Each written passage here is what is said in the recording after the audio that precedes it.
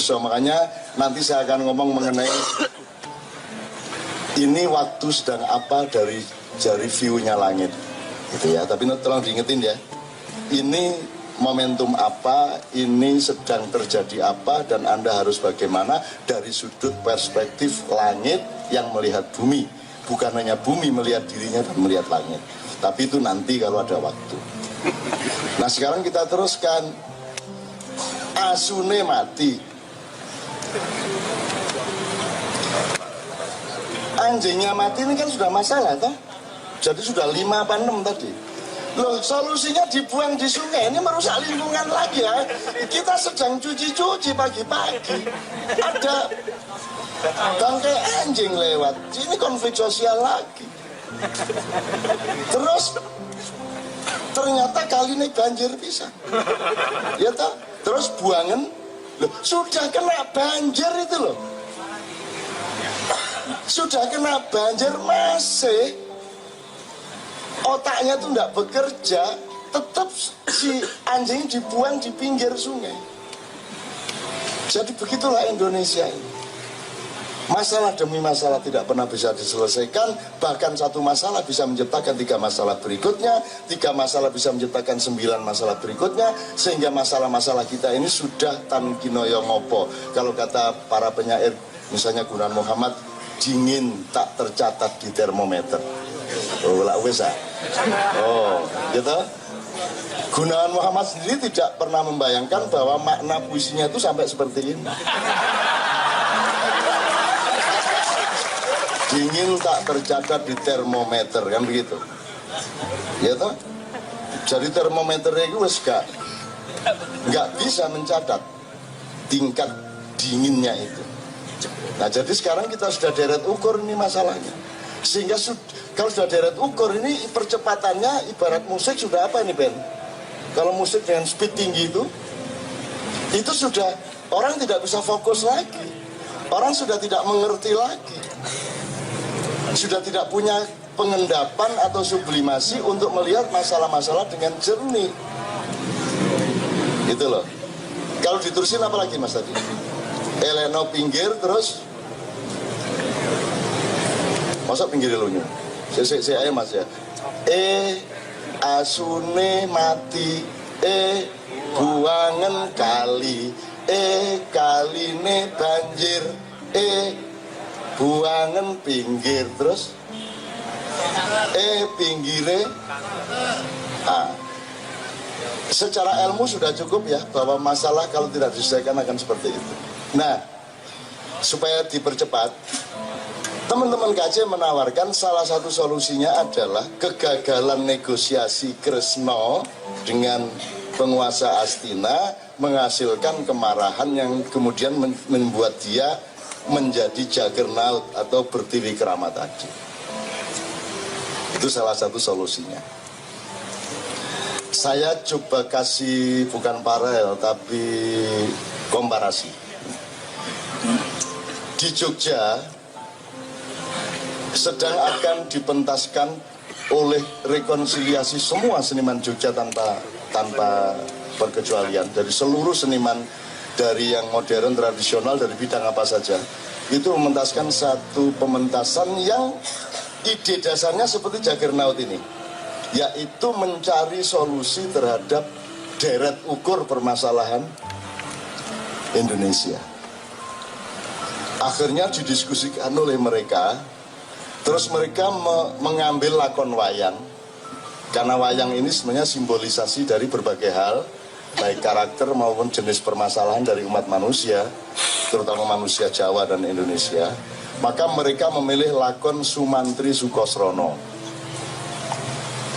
Sumantri Sukosrono ini gini gampangannya, Sumantri itu tipe atau tipologi aktivis yang percaya bahwa dia bisa merubah keadaan melalui birokrasi. Jadi dia masuk, ada yang jadi wamen Buham, ada yang jadi staf ahli presiden, ada yang jadi dirjen tenaga kerja, ada yang pokoknya ini Sumantri. Jadi Sumantri itu tipe aktivis yang ingin merubah keadaan melalui birokrasi. Ada yang jadi anggota DPR, ada yang pokoknya ikut mainstream kekuasaan. Ini jenis Sumantri. Sementara Sukosrono itu adiknya, ya tak? Sukosrono tidak mau masuk birokrasi, dia ingin tetap mengambil jarak dari kekuasaan, dia ingin tetap jadi rakyat. Nah, ide dari teman-teman Seniman Jogja itu adalah Sukosrono maupun Sumantri mulai harus merubah dirinya menjadi subjek yang tidak dikalahkan oleh tipuan-tipuan atau keterpesonaan dia terhadap keadaan. Jadi misalnya ada Sumantri Sujatmiko misalnya, jadi anggota DPR PDIP umpamanya gitu ya. Ada lagi Sumantri Indrayana, ya, ada lagi Sumantri ini, Sumantri itu, macam-macam lah ya. Nah itu kan lama-lama tidak lagi ingin merubah, lama-lama dia yang dirubah oleh keadaan, karena dia dibikin nikmat oleh keadaan itu. Nah sarannya dari Jogja adalah mereka harus berhijrah, membangun dirinya kembali. Saya nanti omongkan bagaimana faktanya Sumantri Sukosrono, tapi sebelumnya landasan pemikiran mereka adalah bahwa bangsa Indonesia ini sudah tidak pernah lagi menjadi subjek sejarah sejak gagalnya pengaturan-pengaturan kenegaraan dan kebangsaan pasca Mojopahit. Ini versinya banyak, tapi intinya kalau versi saya adalah setelah Mojopahit, Mojopahit itu sebenarnya ditransformasikan menjadi Demak. Mojopahit itu negara persemakmuran, ya. Bukan negara kesatuan. Jadi di Mojopahit tidak ada upeti. Ya. Kalau NKRI kan pakai upeti. Bukan pajak. Upeti tidak sama dengan pajak. Upeti itu persembahan khusus dari daerah yang ditaklukkan kepada yang menaklukkan. Jadi kalau sekarang ini kan lebih dari upeti. Ini kerajaan Republik Indonesia ini melebihi kerajaan-kerajaan yang kejam. Jadi misalnya kabupaten Anda punya tambang uranium atau tambang minyak atau tambang apa, Pak Ju, berapa persen dapatnya kabupaten itu? 3%. Jadi kalau kabupatenmu punya uranium, nanti hasil uranium ini yang kamu miliki cuma 3%, yang 97% dibagi oleh pengusaha yang menggalinya dengan pemerintah pusat. Ini lebih daripada upeti. Dan kita menyangka ini adalah negara modern, kita menyangka ini negara yang demokratis, kita menyangka ini negaranya orang-orang yang beradab. Padahal tingkat upetinya bukan hanya setelah ada hasilnya baru kasih upeti, sebelum digali hasilnya pun sudah diundang-undangkan agar kasih upeti. Jadi ini sebodoh-bodohnya kekuasaan dan birokrasi yang pernah ada dalam sejarah. Ditepuk tangani karena disyukuri atau karena diprihatini, monggo. Tapi bener kan Pak Jok gitu ya, paling pol 3,5%. Itu pun setelah dimiliki oleh daerahnya untuk siapa 3,5%? Untuk rakyatnya atau birokrasinya? Saya tanya Pak Jok, APBD di sebuah kota madya atau kabupaten itu yang untuk rakyat berapa persen? Maksimum 30%. Yang 70% untuk membayari pegawai-pegawai, bupati dan seterusnya. Masuk akal enggak? Rakyat yang segitu banyak dikasih 30%, yang 70% untuk bupati dan para pengurusnya. Dan kita mengaku ini adalah negara modern yang beradab. Negara demokrasi yang tidak akan kita rubah demokrasinya. Faktanya seperti itu. Tapi saya nggak akan memperpanjang ini. Nggak usah kamu buka bikini kamu, aku sudah tahu bahwa di pantatmu ada kurang. Kalau saya kembalikan ke idiom Miswet tadi, gitu loh. Jadi ki Miswet manggil karo aku naik rumah. Ya masih buktikan di depan saya. Ayo buka. Tak teropong.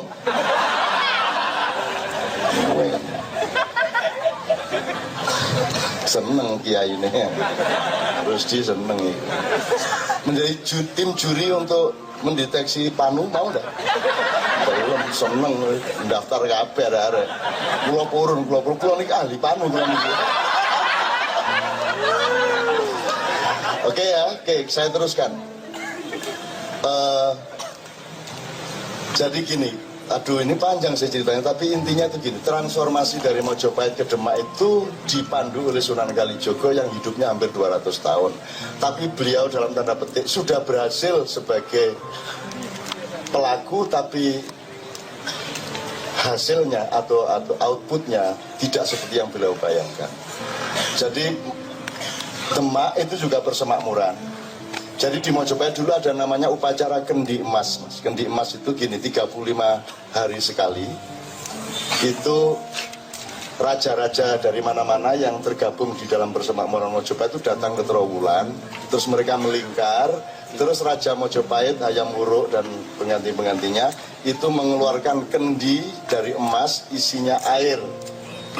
Kemudian dipersilakan setiap raja itu minum, terakhir baru Raja Mojopahit yang minum.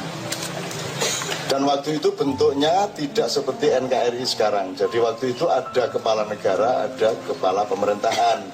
Jadi Hayam Wuruk itu raja atau kepala negara, Gajah Mada itu Perdana Menteri atau kepala pemerintahan.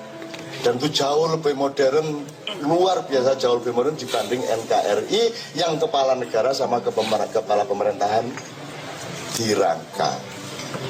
Jadi di Indonesia ini Tuhan sama manusia jadi satu. Yang ngawasi sama yang diawasi menjadi satu lembaga.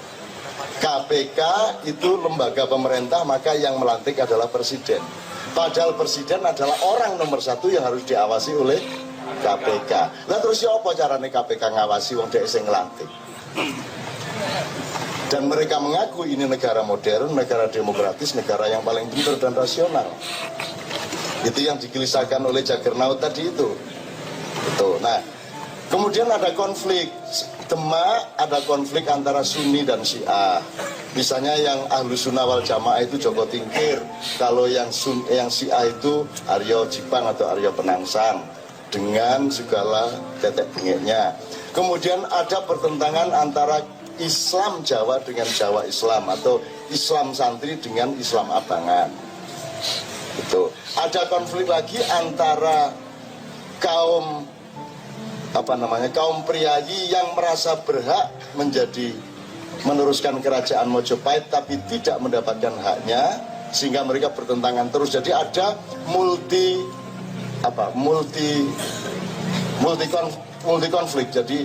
Jadi bersilang-silang konfliknya dan itu coba diatasi oleh Sunan Kalijogo dan diasisten oleh Sunan Kudus, tapi sampai akhir hayat beliau tidak berhasil. Padahal luar biasa yang dilakukan oleh Sunan Kalijogo. Metodenya sangat kultural, sangat arif, metodenya sangat taktis, sangat strategis, sangat tidak menyakiti, sangat memanusiakan, tapi toh gagal. Sampai akhirnya menjadi tanggung di masa Pajang dan kemudian menjadi lebih buruk lagi di masa Mataram karena Mataram bukan lagi negara persemakmuran tapi negara kesatuan Republik Mataram, NKRM, yang kelak menjadi NKRI. Loh, kenapa kalau kesatuan? Kalau persemakmuran itu ada otonomi dengan formula yang sebaik-baiknya. Kita sekarang punya otonomi tapi belum ada formulasi yang benar. Dan Pak siapa yang bikin otonomi dulu yang ide pertama? Pak Arya Rasyid juga tidak kemudian memandu. Tidak tahu sekarang beliau di mana. Gitu ya.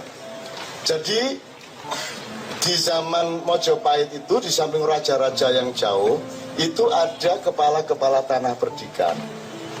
Nah, kepala tanah perdikan ini mandiri di tempatnya masing-masing. Mengurusi petaninya, buruhnya semua mandiri. Apakah akan setor kepada Mojopahit atau tidak itu tergantung kepada rasa terima kasih rasa terima kasih perdikan-perdikan ini kepada pengayomnya yaitu Mojopahit. Saya singkat, begitu Mataram berdiri, Anda tahu ya kalau Mojopahit nama rajanya Prabu. Begitu Demak, nama rajanya Sultan. Pajang juga Sultan.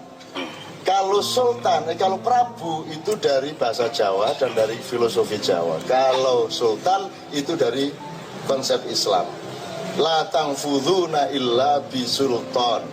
Jadi Sultan ini orang yang oleh Allah diberi kekuatan khusus untuk memimpin orang-orang yang lainnya. Maka itu dipakai untuk gelar Sultan. Kemudian Mataram gelarnya apa? Panembahan. Di dalam filosofi Jawa, Panembahan tidak boleh berhubungan dengan kekuasaan. Karena Panembahan adalah seorang resi yang sudah mengendap, yang sudah universal, yang tidak lagi duduk di kursi dunia. Tapi dilanggar oleh Mataram pertama dengan memberi nama pada dirinya Panembahan Senopati.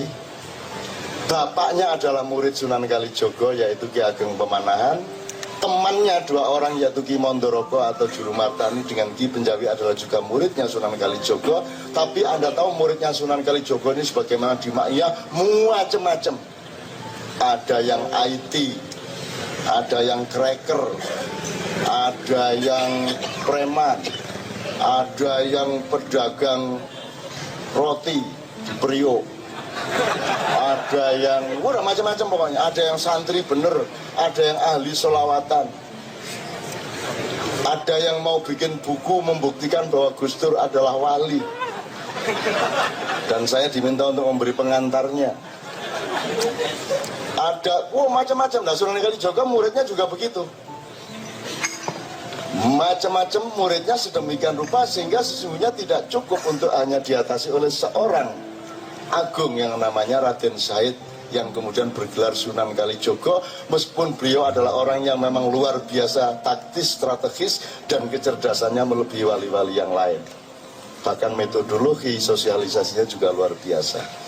Anda misalnya, tak kasih contoh dikit, Anda menyangka Sunan Kalijogo dulu itu kan berandal Lokojoyo, dia perampok jalanan gitu ya, dan percaya sampai abad ini orang percaya kalau Sunan Kalijogo itu tukang begal di jalan. Mas, orang merampok itu kan ada asal usulnya, ada motivasinya. Sunan Kalijogo ini anaknya Bupati Tuban. Dia tidak kekurangan harta, tidak kekurangan apa. Untuk apa dia ngerampok orang di jalan? Cuman pedagang-pedagang pasar pulang ke rumahnya dibegal sama semua. Untuk apa dia? Jadi pasti tidak ada motivasi ekonomi. Kalau gitu motivasinya apa? Untuk menunjukkan kehebatannya. Hebat apa kamu cuman ngerampok orang-orang kecil, pedagang-pedagang pasar? Hebat apa kamu? Jadi apa dong Sunan Kalijogo kok ngerampok? Cari dong. Karena tidak ada yang nyari, terpaksa saya buka rahasianya. Sunan Kalijogo itu sengaja begal orang dan dicarikan tempat yang gampang dicari, yaitu di jalan, tidak di hutan, tidak di mana, di jalan. Karena dia mancing supaya Sunan Bonang datang. Bener, sekian kali ngerampok, terus dia sendiri yang mengisukan dia berandal Lokojoyo gitu. Dia bikin isu sendiri melalui MNC, Metro sama TV One, terus TV-TV lokal, dia bikin isu sendiri supaya ada konspirasi kemakmuran.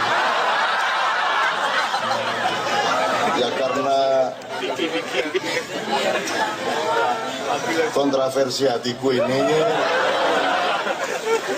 jangan sampai ada kudeta. Karena kan dengan keluarga kita harus selalu menjaga labil ekonomi. Apal ya. I am from the birthday of Jombang.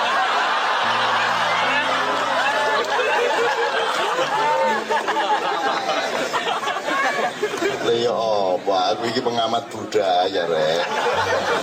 Yang pasti saya hafal tuh yang paling hebat dan yang paling konyol. Itu pasti saya hafal. Nanti termasuk yang mana monggo. Kalau lukisan tuh ada lukisan baik, ada lukisan buruk. Gitu, ada lukisan baik, ada lukisan buruk. Ada yang ketiga yang Anda tahu, yang belum tahu. Buruk aja belum.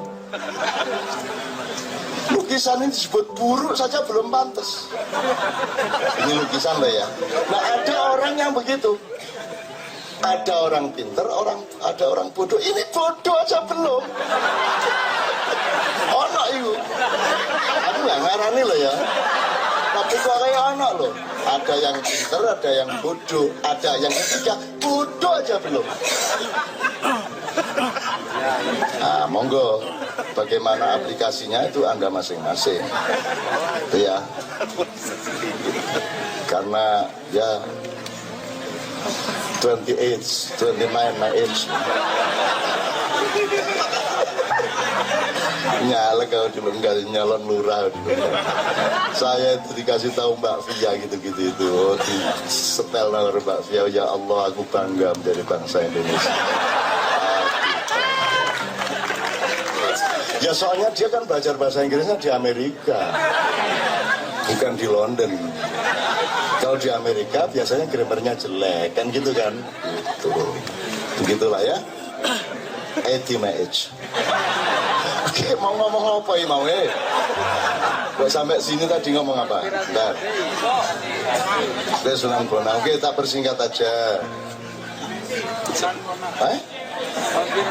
Dimensi ya?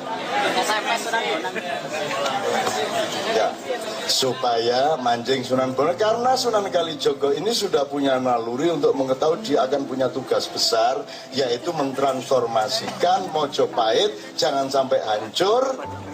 Dengan adanya perkembangan Islam yang pesat, harus dia bikinkan formula baru tanpa menghancurkan Mojopahit, tapi punya masa depan.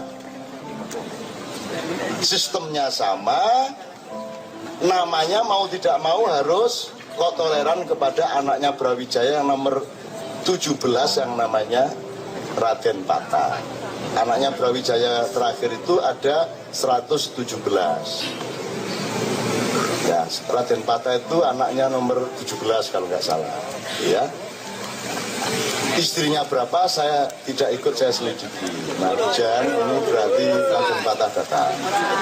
Nah, sejak gagalnya transformasi itu malah kemudian ada masalah baru dengan Mataram. Mataram tidak bisa mendamaikan Islam, non-Islam, Sunni, Syiah dan seterusnya. Kemudian belum sempat cucunya Panembahan Senopati mencoba membangun kembali. Yang terpenting adalah sebenarnya Mas, peralihan dari setting politik religi ke setting politik kebatinan. Kalau dulu Demak Pajang itu kekuatan spiritualnya adalah Wali Songo. Kalau Mataram kekuatan spiritualnya adalah Nyai Roro Kidul yang nomor handphonenya 161. Ya, jadi Anda nanti malam kalau mau telepon 161 siapa tahu diterima ya. Ini serius. Dieling-eling ya 161.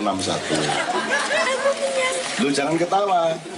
Nanti kamu diterima lo teleponnya, kamu yang ketawa tadi malam. Motor gue. Dimesone gue enggak. Itu oke. Sejak itu bangsa Indonesia tidak bisa mengatasi dirinya, maka makin kecil kemampuannya untuk menjadi subjek dari sejarahnya.